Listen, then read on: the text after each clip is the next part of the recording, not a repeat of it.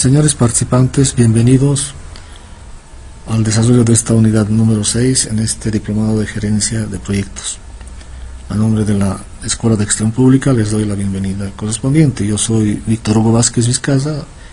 Así como en los 5 módulos anteriores, voy a estar a cargo de la facilitación de esta unidad. Esta unidad está fundamentalmente ligada en su estructura a los alcances que manifiesta la resolución ministerial 115 del Ministerio de Planificación y Desarrollo, que ha actualizado el reglamento de la preinversión en el año 2015. Entonces vamos a exponer los elementos centrales a este reglamento, y en ese marco vamos a desarrollar esta unidad. Esta unidad se la ha organizado en 4 ejes temáticos. Por un lado, aspectos que tienen que ver con disposiciones generales, ¿cierto? Otro aspecto que tiene que ver con estudios de preinversión, ¿cierto? Que dice la norma en relación a la nomenclatura en relación a la formulación de proyectos. Luego, complementariamente, he visto por conveniente desarrollar ejemplos en relación a la tipología de proyectos que presenta esta normativa, ¿cierto? Y complementariamente, en el eje temático 4, ver las metodologías de evaluación y acompañar con estos instrumentos pedagógicos para entender, ¿no es cierto?, este mandato de evaluación que plantea la normativa en relación a los proyectos de inversión pública. En ese marco vamos a desarrollar estos 4 ejes temáticos en el desarrollo de esta unidad número 6, que tiene que ver con el reglamento básico de preinversión. Vayamos a desarrollar el primer eje temático, disposiciones generales. Es importante, ¿no es cierto?, en este nivel resaltar lo siguiente. Habíamos visto en la unidad número 5 el ciclo que tiene que ver con la inversión pública. En el ciclo hablábamos de preinversión, el momento de la inversión y el momento de la operación. Entonces, en esta unidad lo que vamos a hacer es referencia más en detalle, es ver este estudio que tiene que ver con la preinversión, es decir, el momento de la preinversión está ligado fundamentalmente con estudios que hacen en proyectos. Y el presente reglamento lo que vincula al momento de la preinversión tiene que ver con lo que se denomina el estudio de diseño técnico de preinversión, en siglas EDTP. Es, ¿no es cierto?, el que concentra la preinversión en los estudios que se hacen en la formulación de los proyectos.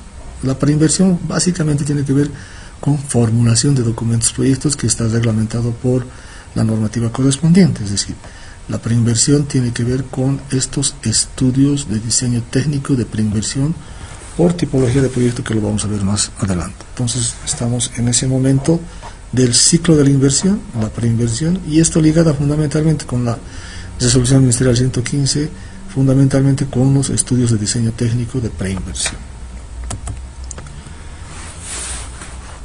El reglamento, ¿no es cierto?, define a la preinversión como esa fase del ciclo del proyecto en la cual se elaboran estudios para la ejecución de proyectos de inversión pública, a través de una única etapa expresada en el estudio de diseño técnico de preinversión, estableciendo la viabilidad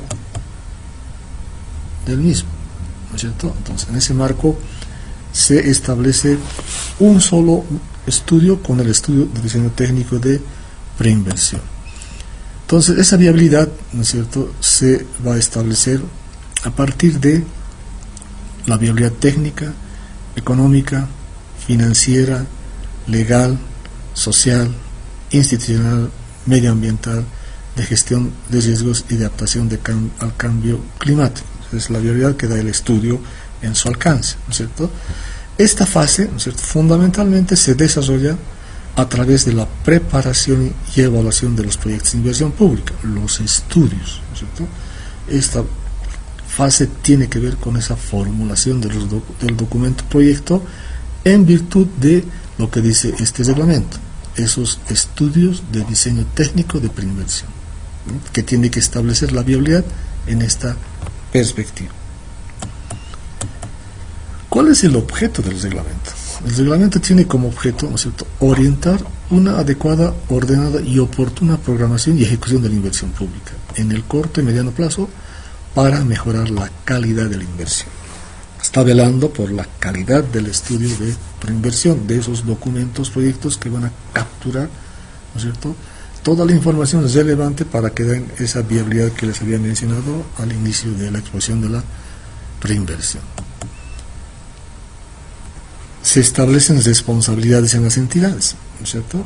El artículo correspondiente de este reglamento establece la máxima autoridad ejecutiva de cada entidad ejecutora es responsable del cumplimiento de este reglamento, en observancia de las competencias institucionales en materia de inversión pública, así como la aprobación, archivo y custodia de los estudios de preinversión. Es importante resguardar la documentación correspondiente, ¿no es cierto?, porque estos son estudios que se hacen con recursos públicos y por tanto es importante que después en el control posterior sean, ¿no es cierto?, presentados. Pero no solamente, ¿no es cierto?, como estudio como tal, sino que además que se fuercen la ejecución del proyecto. O sea, los proyectos se ejecutan por la recomendación de viabilidad que da el estudio correspondiente. Es vital el estudio. O sea, no se puede invertir sin tener un estudio que hace a la preinversión. El estudio dirá la viabilidad de seguir o no adelante con el proyecto, como lo decíamos en la unidad número 5. O sea, en el ciclo de inversión pública, el estudio correspondiente, la preinversión, recomendará pasar o no a la fase de inversión. O sea, los proyectos de inversión pública se ejecutan en virtud de la viabilidad del estudio del documento proyecto, en este caso de la viabilidad del estudio de diseño técnico de preinversión que establece esta normativa actualizada del 2015. Ámbito de aplicación. El ámbito de aplicación, ¿no es cierto?, del reglamento a la preinversión, ¿cierto?, es de uso y aplicación obligatoria por todas las entidades del sector público que ejecuten proyectos de inversión pública. En ese sentido abarca, ¿no es cierto?, a todas las entidades que tienen que ver con la dinámica de el uso de los recursos públicos para ejecutar proyectos.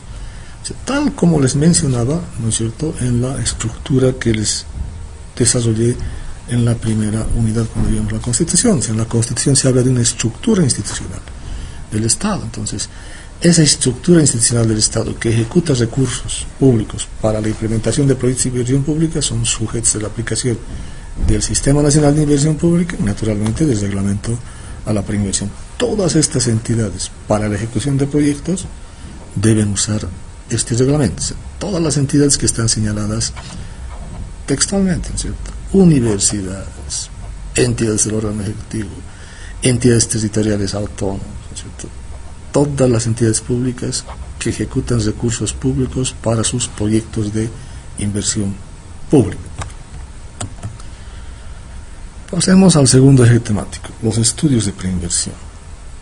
En el marco de esta normativa se establece, ¿no es cierto?, al estudio de diseño técnico de preinversión EDTP como, ¿no es cierto?, el paraguas para estos estudios.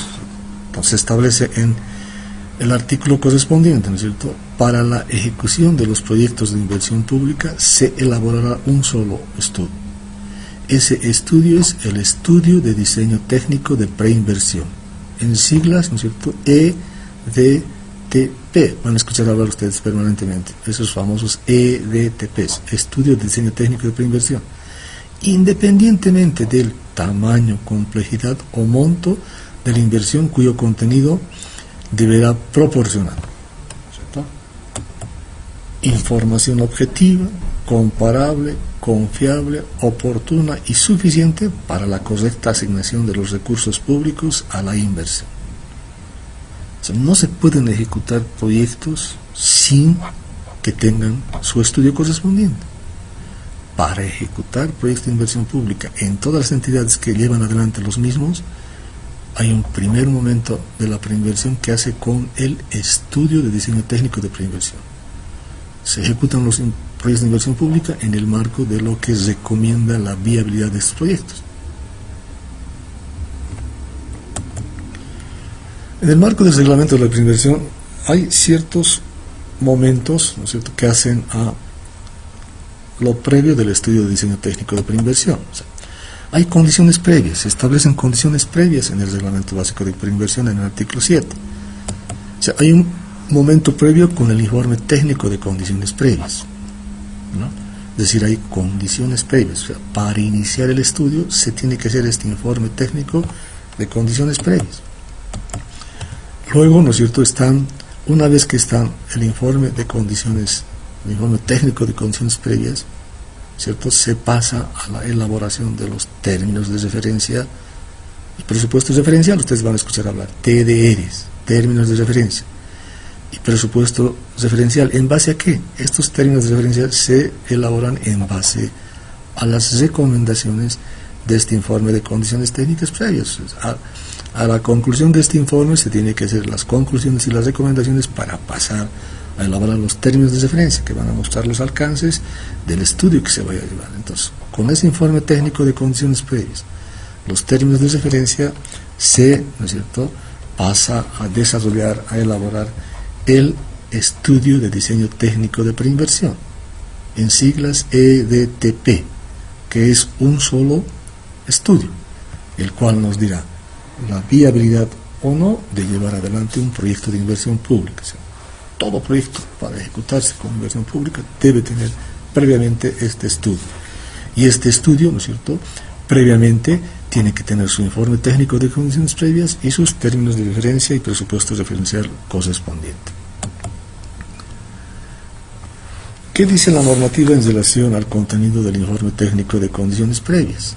¿Cierto? En su artículo 7 establece, ¿no es cierto?, los siguientes aspectos. Primero, la justificación. O sea, en el marco de la Constitución, el tema competencial de la ley marco de autonomías, ¿no es cierto?, el PGD, los planes correspondientes, territoriales, la priorización sectorial, ¿no es cierto?, se hará la justificación correspondiente. Luego tiene que ver, ¿no es cierto?, una ruta crítica en lo que habla el reglamento de la preinversión, de la idea del proyecto, ¿no es cierto?, va a identificar básicamente necesidades insatisfechas, oportunidades o problemas resueltos, objetivos, los beneficios y beneficiarios, las alternativas básicas de solución y localización en este nivel, ¿cierto?, con información primaria. Un tercer aspecto tiene que ver con compromiso social documentado que viabilice la ejecución del proyecto, ¿cierto? Ese compromiso tiene que ser con los beneficiarios que van a ser sujetos de intervención de este proyecto, ¿cierto? Entonces, que le van a dar el aval correspondiente en su implementación. Luego, ¿no es cierto?, el estado legal del derecho propietario en los que se va a implementar el proyecto, ¿no es cierto? Es decir, tiene que establecerse en qué estado está el derecho propietario.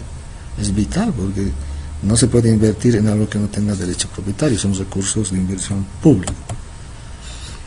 El estado de situación, un quinto aspecto, el estado de situación de derechos de vía y la gestión de acuerdos o convenios para la solución de posibles conflictos, ¿no? Entonces es importante, un otro elemento que a veces se presenta, pero en el informe de condiciones previas ya tiene que estar establecido, si hay alguna dificultad, las condiciones de solución.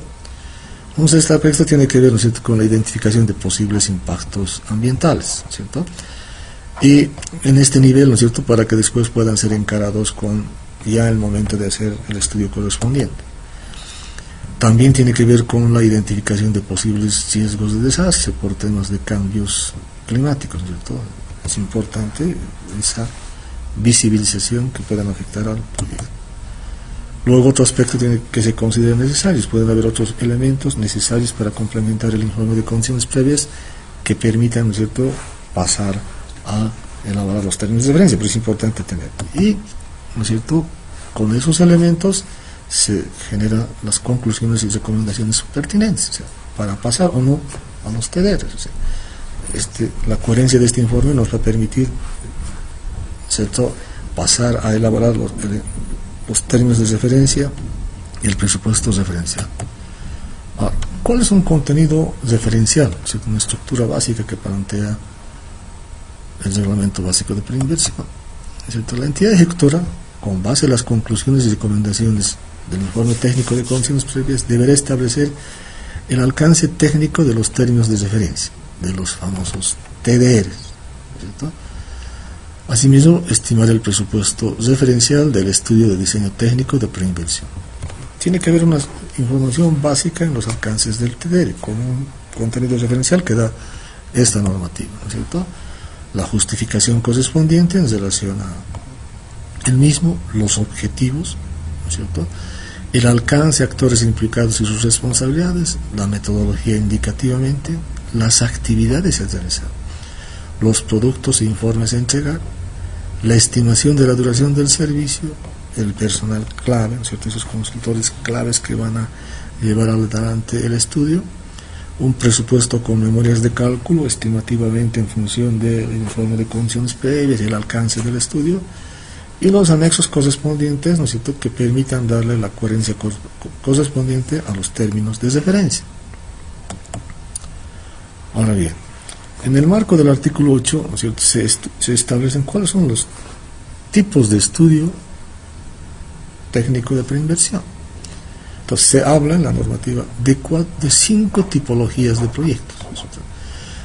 Estos estudios de diseño técnico de preinversión es por estas 5 tipologías de proyecto. Una tipología tiene que ver con desarrollo empresarial productivo, estamos hablando de proyectos de inversión pública. Otro segundo grupo de proyectos tienen que ver con proyectos de apoyo al desarrollo productivo, esa puede ser otra tipología. Otro tipo de proyectos con lo que tiene que ver el desarrollo social. Otro tipo de proyectos con fortalecimiento institucional y finalmente una quinta tipología, proyectos con investigación y desarrollo tecnológico. La normativa de preinversión, o sea, esta normativa, por cada uno de ellos muestra, ¿no es cierto?, el alcance referencial de los mismos, o sea, cuál es el contenido de los mismos. Los artículos posteriores a esta parte, ¿cierto?, lo que van a mencionar es cuál es el contenido de este estudio, cuál es el contenido de este estudio, cuál es el contenido de este estudio, cuál es el contenido del mismo y cuál es el contenido del mismo. Esto, ¿no es cierto?, van a ser desarrollados en los próximos módulos, ¿no es cierto? Tenemos un módulo que es formulación y evaluación de proyectos. Pero por el momento es importante que en la normativa se visibilice que se establecen estos 5 tipos de proyectos que van a ser acompañados por sus respectivos estudios de diseño técnico de preinversión. Entonces tenemos 5 tipos de proyectos establecidos para esos estudios de diseño técnico de preinversión: desarrollo empresarial productivo, apoyo al desarrollo productivo, desarrollo social, fortalecimiento institucional e investigación y desarrollo tecnológico. Luego, en uno de los próximos ejes temáticos les voy a dar a manera de ejemplo por cada uno de estos tipos de proyecto. Adicionalmente a estos 5 tipos de proyecto, ¿cierto?, y la norma de preinversión establece cuál es el alcance del estudio, cuál es el contenido referencial, tenemos también, ¿no es cierto?, bien mencionar algunos aspectos, ¿no es cierto? Es decir, es importante, y aquí voy a hacer mención a una presentación del 2019 del Ministerio de Planificación del BITFE, se establece, ¿no es cierto?, que esos tipos de proyectos se los va a clasificar en proyectos mayores, medianos y menores. O sea, esos 5 esos tipos de proyectos, especialmente los que hacen a la categoría 1, 2 y 3, ¿cierto?, los tipos de proyecto 1, 2 y 3 van a ser clasificados en estos tamaños de proyecto: proyectos mayores, medianos y menores, en función a su complejidad, ¿cierto? Entonces, aquí tiene un desafío el cabeza de sector. Se le está dando, ¿cierto?, al Ministerio Cabeza de Sector, en coordinación con el BIFE, establecer este tamaño de los proyectos, ¿cierto? Y en función de este tamaño de proyectos se van a establecer también las metodologías correspondientes, ¿no es cierto? Y en función de este tamaño de proyectos va a estar en función de la complejidad del mismo, ¿cierto? En función a qué se define ese tamaño del proyecto, ya sea en mayor, mediano o menor. Magnitud y complejidad técnica, monto de la inversión. Acuérdense ustedes que cuando hablábamos de EI, hablábamos solamente de montos. Decíamos EI, proyectos menores a 1 millón de bolivianos. Proyectos mayores a 1 millón de bolivianos, TES. En cambio acá ya se está dando, ¿no es cierto?, con la información que maneja el sector, establecer el tamaño no solamente en función al monto de la inversión, sino además de otras variables. Entonces, una segunda variable, monto de la inversión. Otra variable para el tamaño del proyecto, la dimensión y la capacidad instalada. Un otro cuarto factor, cobertura, otro parámetro definido en función de las características particulares de cada sector. En cada sector va a haber sus especificidades, verán cuáles, ¿no es cierto?, las variables críticas para definir esos tamaños de proyecto. Entonces, los tipos de proyecto que hemos mencionado, el tipo 1, 2 y 3, sí, ¿no es cierto?, tienen que establecer ese tamaño de proyectos, ¿no? Entonces se van a establecer proyectos mayores, ¿no es cierto?, con su alcance y contenido y su metodología correspondiente. O sea, va a tener su metodología y el alcance y contenido correspondiente. Los proyectos medianos, lo mismo, ¿no es cierto?, dependiendo de su complejidad, va a tener ciertos proyectos medianos, alcance y contenido correspondiente y la metodología que la acompaña.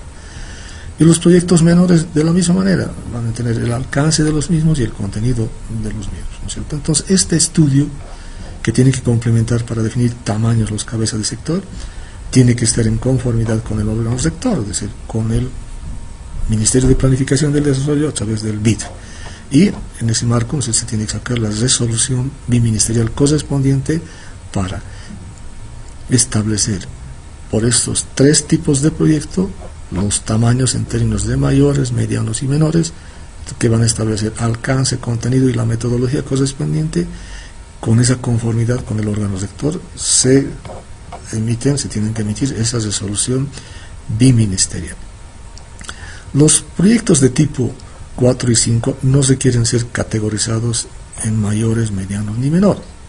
Solo los proyectos que les he mencionado en la anterior filmina de tipologías, los 3 primeros tipos de proyecto deben ser categorizados en mayores, medianos o menores. En cambio, los proyectos que tienen que ver con fortalecimiento institucional y el tema de tecnología no se quieren ser categorizados en mayores, medianos ni menores.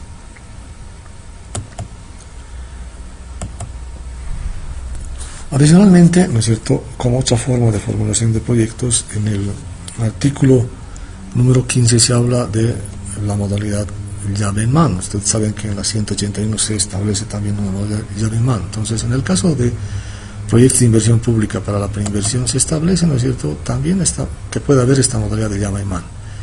Pero para aplicar esta modalidad de llave en mano hay ciertos requisitos, ¿cierto? Naturalmente, tiene que haber ese informe de condiciones previas, tal cual lo menciona el artículo 7 del presente reglamento, lo que les dije en relación a las condiciones previas a realizar un estudio. Y además de este informe de condiciones previas, de este informe técnico de condiciones previas, tiene que estar, ¿no es cierto?, el informe de justificación de conveniencia técnica para hacer esa modalidad de proyecto llave en mano, ¿cierto?, describiendo con precisión los factores que se respalden esa decisión, tales como tiene que estar justificado en términos de grado de complejidad técnica, nivel de especialización del contratista, oferta de proveedores especializados, tecnología innovadora, transferencia de tecnología y capacitación, y un pequeño relevamiento en relación a análisis de ingeniería. Bajo estos criterios de justificación técnica, ¿no es cierto?, pero además del informe de condiciones previas, hacen a los requisitos mínimos para aplicar esta contratación llave en mano. Este informe debe ser aprobado por la MAE. Además, ¿no es cierto?, que la MAE asumirá la responsabilidad de aplicar la forma de contratación llave en mano, así como del estudio de preinversión de acuerdo al presente reglamento. Entonces, hay esta posibilidad siempre y cuando se cumplan estas condiciones básicas establecidas, bajo responsabilidad de la MAE. Asimismo, ¿cierto?, en el reglamento básico de la preinversión se mencionan otros 2 instrumentos para la preinversión. Por un lado están, ¿no es cierto?, los proyectos tipos modulares, ¿no?, de infraestructura social y productiva. Entonces, las entidades públicas podrán ejecutar proyectos tipos modulares de infraestructura social y productiva en el marco de la Ley de Presupuesto General del Estado, esos que les he mencionado que son parte de la normativa complementaria de inversión pública, y sus decretos reglamentarios vigentes, así como de los reglamentos específicos que tengan en cada sector, en cada entidad.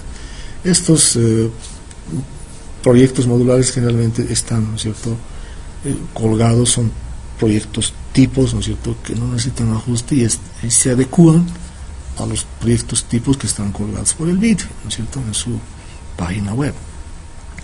Pero también, ¿no es cierto?, podemos hablar de los programas de inversión. Entonces, para los programas de inversión que constituyen un conjunto de acciones estratégicas y o proyectos articulados a un objetivo que contribuye al logro de resultados sectoriales o territoriales. O sea, podemos tener programas de inversión pública, ¿no es cierto? Estos programas de inversión pública tienen que tener un documento programa de inversión pública. Ese documento programa de inversión pública, tal como lo establece el artículo 17 de este reglamento, al menos debe contener el diagnóstico, ¿no es cierto? Para el diagnóstico con su línea base, etcétera, en relación a encarar el programa. La justificación del programa, ¿no? Su justificación correspondiente. Los objetivos que hacen al programa, su objetivo general y objetivos específicos. ¿Cuál es el área de intervención? Estamos hablando de ese marco referencial que da el reglamento de la preinversión. La identificación de actores clave al desarrollo de este programa. La descripción de los componentes del programa. ¿Cuál es la estrategia y el mecanismo de intervención para la implementación de este programa de inversión pública? Organización y administración del programa. Es un presupuesto general del programa, por partida presupuestaria, naturalmente. Un cronograma de ejecución del programa, los respectivos mecanismos de seguimiento y monitoreo, y si corresponde esta evaluación multicriterio que vamos a empezar a hablar y lo vamos a mencionar más adelante, ¿no es cierto? Entonces, ese es un contenido referencial básico que tiene que tener cuando se encara un programa de inversión pública. Con estos elementos hacemos mención a los documentos que hacen a la preinversión. Por un lado, los 5 tipos de proyecto, pero también se abre la posibilidad de llave en mano. Además, el tema de estos proyectos modulares, proyectos tipo que tienen un contenido y están en la hoja web del BIDFE. Y, naturalmente, estos programas de inversión pública, ¿no es cierto?, que tienen las características que hemos mencionado. Vayamos a ver el tercer eje temático en relación a los proyectos de inversión pública. Acá me voy a basar en una capacitación que hizo el BIDFE en 2016 con la unidad de capacitación y normas que había en el BIDFE. Entonces ahí se mostró muy pedagógicamente cuáles son estos proyectos como ejemplos en relación a las tipologías de proyectos, ¿no es cierto? En desarrollo empresarial, productivo, podemos ver, ¿no es cierto?, productos lácteos, productos de cartón, productos agroindustriales, productos metalúrgicos, productos de hidrocarburos, productos de comunicaciones, ¿no es cierto?, que hacen a una mirada empresarial productiva con el uso de los recursos públicos, ¿no es cierto? Entonces estos hacen a esa tipología 1 y la norma le da, ¿no es cierto?, un tipo de metodología y el alcance respectivo. Además que estos proyectos deben ser categorizados por los cabezas del sector en grandes, medianos y pequeños. Estos sí tienen que ser categorizados. Y esto es a manera de ejemplo en relación a este tipo de proyectos, a este tipo de estudios de diseño técnico de preinversión. En el tipo 2, en apoyo al desarrollo productivo, podemos mencionar, ¿no es cierto?, caminos, podemos mencionar aeropuertos, puentes, centros de extensión agropecuaria, plantas hidroeléctricas, represas de sistema de riego, todo aquello que hace apoyo al desarrollo productivo. Entonces, igual en el reglamento de la preinversión, ¿no es cierto?, se tiene los alcances del estudio, la metodología correspondiente que hace al alcance de estos. Ese contenido referencial que tiene el reglamento de la preinversión. Igual los cabezas del sector en este tipo de proyectos tienen que definir la categorización correspondiente en relación a grande, mediano o pequeño. Luego tenemos, ¿no es cierto?, como tercera tipología, los proyectos de desarrollo social. Y aquí podemos tener, ¿no es cierto?, ejemplos de proyectos como instalación de agua potable, sistemas de alcantarillado, construcción, refacción de centros hospitalarios, no sé, de centros de salud, ¿cierto?, o la construcción de hospitales de primer, segundo nivel, centros culturales, campos deportivos, embovedado de ríos, suministro de energía, viviendas sociales, centros educativos, ¿no?, la construcción de unidades educativas y la infraestructura correspondiente, ¿no es cierto? Este tipo de proyectos de desarrollo social igual tienen que ser, por cada uno de ellos tienen que ser catalogados de acuerdo al tamaño, ¿no es cierto?, en su categoría. Deben ser categorizados por el cabeza del sector en términos de grande, mediano y pequeño. Hasta estos 3 tipos de proyectos deben ser categorizados. Lo mismo, el reglamento de la preinversión da un alcance referencial, un contenido referencial al contenido de estos proyectos, ¿no es cierto?, los cuales deben ser cumplidos desde ese contenido referencial que da el reglamento de la preinversión. Y esto se está, ¿no es cierto?, en un proceso de que los cabezas de sector además categoricen en el alcance respectivo estos tamaños de proyecto. Mientras tanto, se aplica lo que establece el reglamento de la preinversión en el alcance correspondiente del contenido de estos proyectos.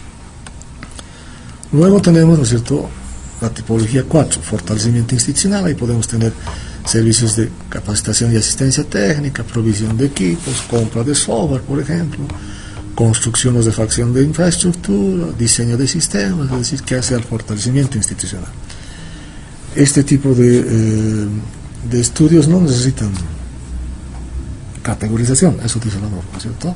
Solo necesitan categorización de grande, mediano y pequeño, los tipos 1, 2 y 3.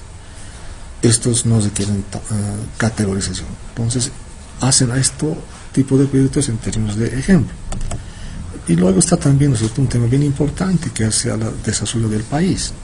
Tiene que ver con la investigación y desarrollo tecnológico. Ahí tenemos la quinta tipología de proyectos de investigación y desarrollo tecnológico, ¿cierto? Como ejemplos podemos mostrar, ¿no es cierto?, esas investigaciones que encaran, ¿no es cierto?, las universidades, ¿no es cierto?, para el desarrollo económico y social de sus regiones o del país, investigaciones para recuperar, ¿no es cierto?, ciertos conocimientos avanzados, investigaciones para mejorar la productividad y competitividad de los productores, ¿no es cierto?, se puede acompañar en los cabezas de sector productivos, ¿no es cierto?, estas investigaciones para que hayan esas mejoras, ¿no es cierto?, o, ¿no es cierto?, pasantías para investigadores, ¿no?, con resultados concretos en el marco de los convenios específicos, siempre tiene que estar acompañado. O sea, todo lo que haga la investigación e innovación tecnológica en relación a desarrollar la región, el municipio o el país. Este tipo de proyectos, como quinta tipología, tampoco necesita ser categorizado, ¿cierto? Su contenido y alcance diferencial en lo que hace al tipo 4 y este tipo 5 lo establece, ¿no es cierto?, el reglamento de la hiperinversión, y hay que cumplir eso que establece como alcance de contenido referencial y metodología el reglamento de la preinversión. Complementariamente veamos, ¿no es cierto?, una vez que hemos visto tipologías de proyecto, se habla también en el marco del reglamento de la preinversión de metodologías de evaluación. Yo voy a hacer referencia para acompañar un poco metodológicamente, pedagógicamente, por qué se habla de estas categorías en esta parte de lo que hace el reglamento de la preinversión. No voy a ir en detalle a lo que dice el reglamento, pero voy a acompañar para entender el reglamento de la preinversión. Ustedes esto ya lo van a desarrollar en los módulos correspondientes de formulación y evaluación de proyectos. Tanto las 5 tipologías como estas otras que tienen que ver con evaluación la van a ir desarrollando, ¿no es cierto?, en ese módulo que hace a formulación y evaluación de proyectos de inversión pública. Entonces, por cada una de las 5 tipologías, ¿no es cierto?, hay una metodología de evaluación. Al tipo 1, tipo 2, tipo 3, tipo 4, tipo 5. Ahora, recordemos, ¿no es cierto?, son 5 tipos de proyectos que van a tener sus metodologías correspondientes, ¿no es cierto? Entonces, tenemos, por un lado, tipo 1, proyecto de desarrollo empresarial productivo, ¿cierto?, de empresas públicas. Tipo 2, proyectos que apoyan al desarrollo productivo, infraestructura de riego, caminos, etc. Tipo 3, proyectos de desarrollo social, salud, educación, saneamiento básico, agua. Tipo 4, proyectos de fortalecimiento institucional, tal y cual les mencionaba en el ejemplo, ¿no es cierto? Y finalmente los tipo 5, los proyectos que tienen que ver con investigación y desarrollo tecnológico. Cada uno de estos la norma prevé, ¿cierto?, qué tipo de metodología hay que aplicar. Les voy a explicar un poco de manera más pedagógica estos alcances de este tipo de evaluación. Entonces, en el reglamento, ¿no es cierto?, se establece cómo van a formularse los mismos. Hay un contenido para formular, hay un contenido de alcance para formular estos tipos de proyectos. Pero también el reglamento prevé, ¿no es cierto?, qué metodología de evaluación se va a aplicar. Por ejemplo, para este tipo de proyectos tipo 1 es básicamente costo-beneficio. Cerradísimo, porque son empresas productivas y tienen que generar, ¿no es cierto?, utilidades, por tanto se debe estimar sus beneficios y pues van a ser sujetos de evaluación beneficio-costo.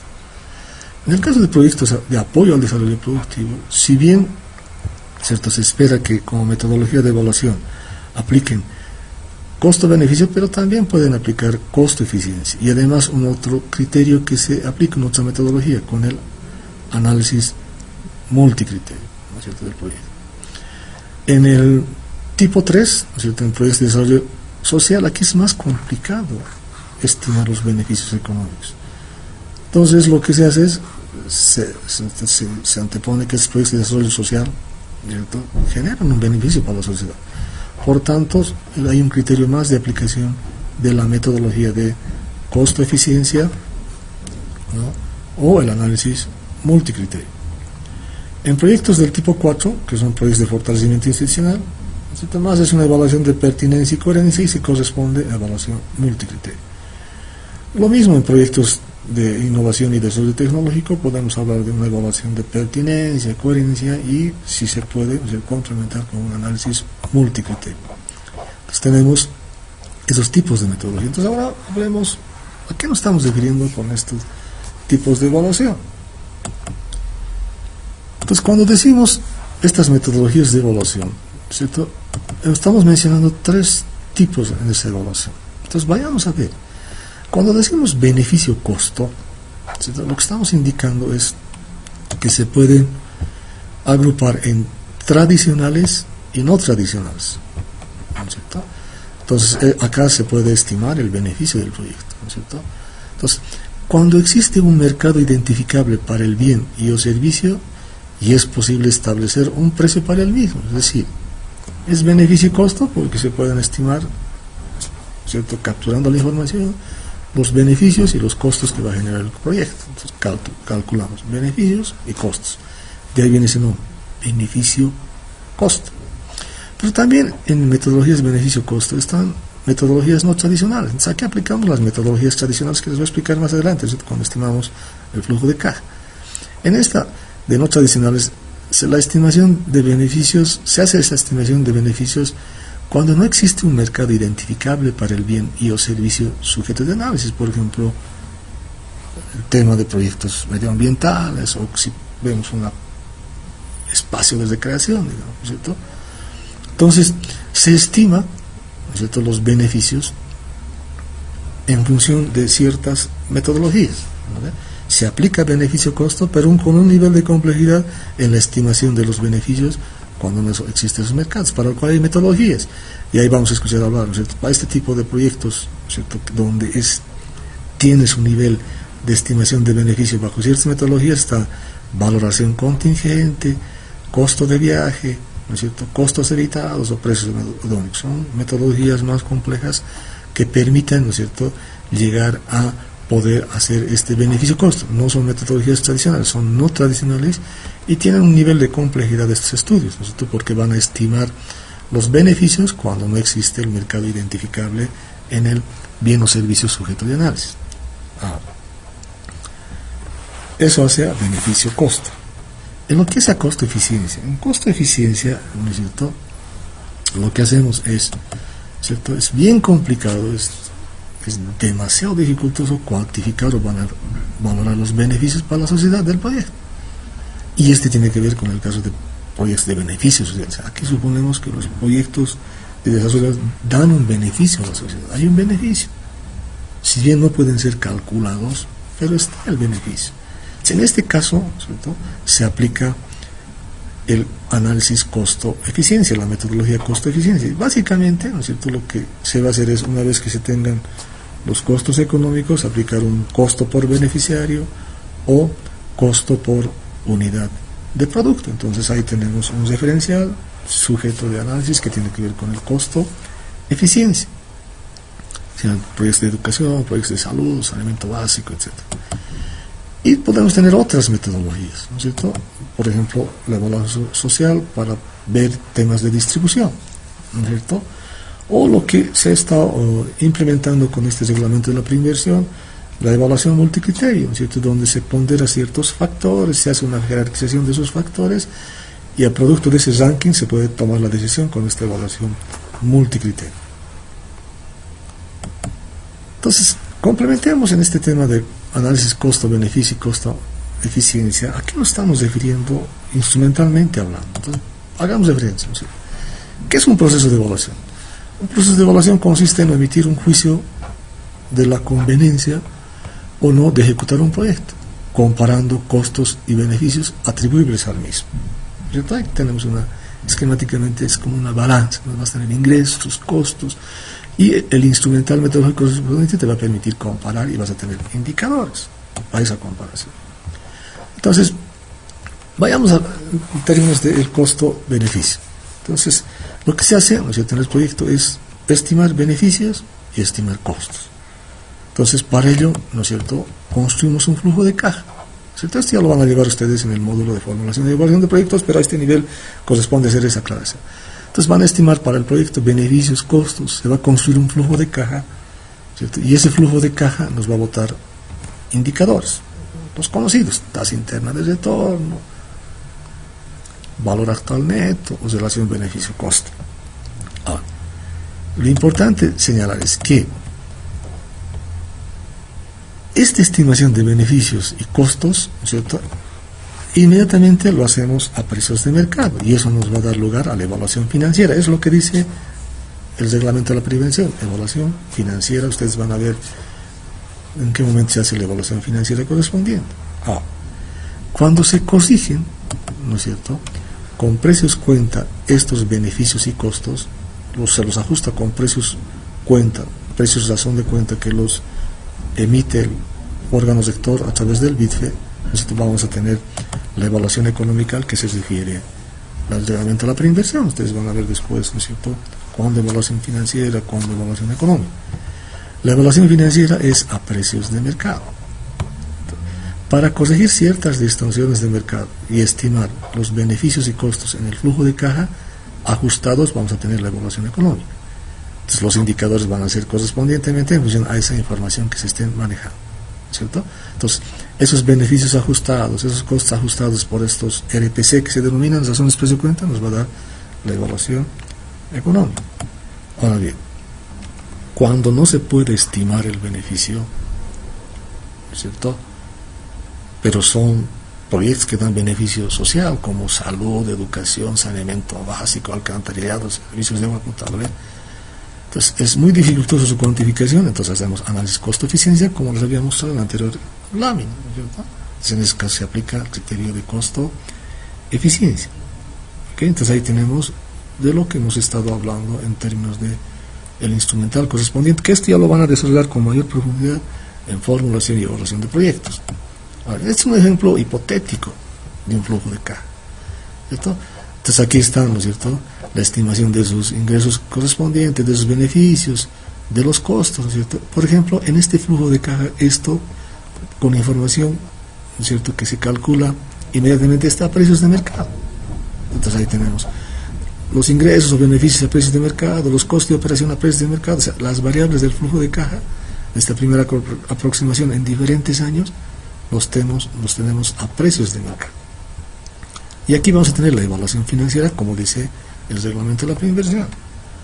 Una vez que, ¿cierto?, nos exige el reglamento de la preinversión evaluación económica, entonces para la evaluación económica tenemos que utilizar razones precio-cuenta. Entonces, esas variables del flujo de caja en términos de ingreso y costos tienen que ser ajustados por estos razones precio-cuenta. Entonces, aquí, por ejemplo, tenemos razón precio-cuenta de la divisa, razón precio-cuenta de la mano de obra no calificada, razón precio-cuenta de la mano de obra no calificada rural, razón precio-cuenta de la mano de obra semicalificada, razón precio-cuenta de la mano de obra calificada. O sea, tenemos, ¿no es cierto?, variables, la tasa del costo promedio ponderado del capital, o la tasa social de descuento, con lo cual se hacen las evaluaciones correspondientes con sus indicadores, ¿no es cierto? Entonces, esos ítems que tenemos en el proyecto en términos de ingresos y de costos, ¿cierto?, los descomponemos, los desagregamos en estas variables y les aplicamos este factor de corrección para tener la evaluación económica, para tener los famosos VAN actual neto económico, o TIR, o tasa interna de renta económica. Entonces, a primera captura de información en la dinámica del mercado, tenemos este flujo de caja con sus beneficios y costos correspondientes, ¿no es cierto?, a precios de mercado. Estas variables del costo, ¿no es cierto?, del proyecto y del beneficio ajustadas con las razones precio-cuenta, nos va a permitir dar, ¿no es cierto?, la evaluación económica. O sea, vamos a tener un flujo de caja económico. Estas razones precio-cuenta, ¿no es cierto?, son competencias del órgano rector, los cuales los va publicando, ¿no es cierto?, en función a sus mandatos correspondientes, ¿no es cierto? Con esto hemos concluido esta unidad número 6. Como verán ustedes, en el marco de la norma hemos tratado de ser pedagógicos para finalizar los alcances que hacen al manejo de proyectos. Ustedes tienen un marco normativo correspondiente, hemos partido desde la Constitución, hemos visto la ley de planificación, hemos visto la ley 1178, hemos visto el sistema de programación, el tema de planificación de corto plazo, y hemos cerrado con dos unidades que hacen específicamente la inversión pública en el contexto de lo que hemos hablado de la normativa correspondiente, el Sistema Nacional de Inversión Pública, y hemos concluido con el reglamento de la preinversión en esta unidad. Con eso, ¿no es cierto?, hemos tenido el pantallazo de la normativa correspondiente y acompañado por el trabajo grupal que han hecho los 6 grupos con las normas correspondientes a la ley de municipalidades, ley de autonomías, ley de medio ambiente, ¿no es cierto?, ley de empresas, la ley Marcelo Quiroga de Santa Cruz y la ley de promoción de inversiones, hacen al panorama de la normativa correspondiente. Como verán ustedes, los proyectos son fundamentales en ese mandato de gestión por resultados. No nos olvidemos, nuestra gestión pública normal por la ley 1178, en articulación con la ley de planificación, uno de sus pilares es la gestión por resultados. Naturalmente que esa gestión por resultados debe ser acompañada por la normativa correspondiente en la aplicación del procedimiento, y es lo que hemos visto esta normativa en este módulo número 1. Muchas gracias por su atención y hasta otra nueva oportunidad.